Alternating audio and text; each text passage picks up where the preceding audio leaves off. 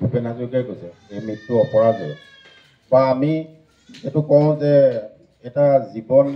যিটো পৰিক্ৰমা সেইটো ইমান বেছি মানুহৰ দীঘলীয়াও নহয় এখন নাটকৰ দৰেই ইয়াত আমি বিভিন্ন ধৰণে বিভিন্ন ক্ষেত্ৰত আমি অভিনয় কৰাৰ দৰে হয় আৰু যেতিয়া আমাৰ অভিনয় শেষ হয় তেতিয়া মানুহ আকৌ যিটো আমি আমাৰ ধৰ্ম বা আমাৰ সনাতনী সভ্যতাই যিটো আত্মা পৰমাত্মাৰ মিলনৰ কথা কৈছে হয়তো তেনেকুৱা এটা দিশলৈ গতি কৰে আমাৰ এই দেহ ত্যাগ কৰি গতিকে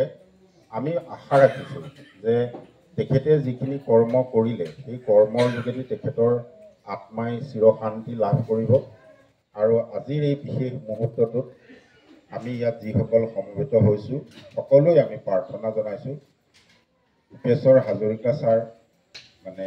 আমাৰ জয়ৰাম হাজৰিকা আৰু ভোগজিৰা হাজৰিকাৰ সুযোগ্য সন্তান তেখেতৰ আত্মাই চিৰশান্তি লাভ কৰক আৰু পৰিয়ালবৰ্গৰ এই মুহূৰ্তত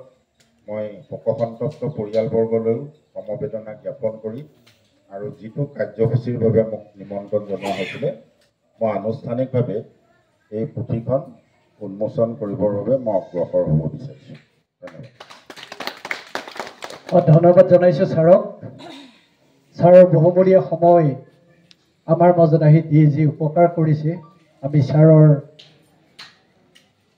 প্ৰভুৰ চৰণত প্ৰাৰ্থনা জনাইছোঁ সুস্বাস্থ্য দীৰ্ঘায়ু কামনা কৰক আৰু এই কৰ্মভাগত এই অঞ্চলৰে যি দুগৰাকী ব্যক্তিয়ে ইতিমধ্যে খুব কম সময়ৰ ভিতৰত আজি তেৰাৰ শ্ৰদ্ধাঞ্জলি যিভাগী কিতাপ আমাৰ মাজলৈ লৈ আহিছে গতিকে আমাৰ মাজত আছে প্ৰসন্ন দাস মই দাস ডাঙৰীয়াকো চমুকৈ দুআষাৰ উদ্বোধনৰ আগতে ক'বৰ কাৰণে অনুৰোধ জনাইছোঁ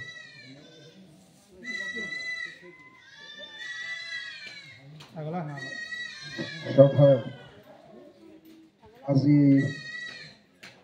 শ্ৰদ্ধাঞ্জলি অনুষ্ঠানৰ উন্মোচক ডক্টৰ ৰাজেন বৰা ছাৰ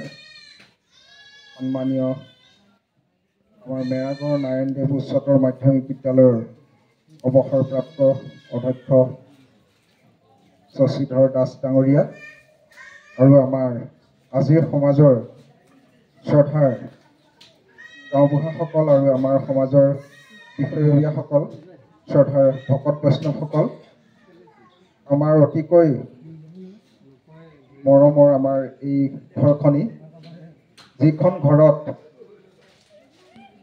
আমাৰ ককা ভূপেশ্বৰ হাজৰিকাৰ নিচিনা এজন ব্যক্তি জন্ম লৈছিল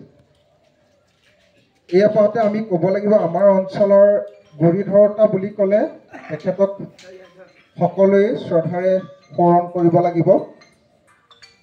মই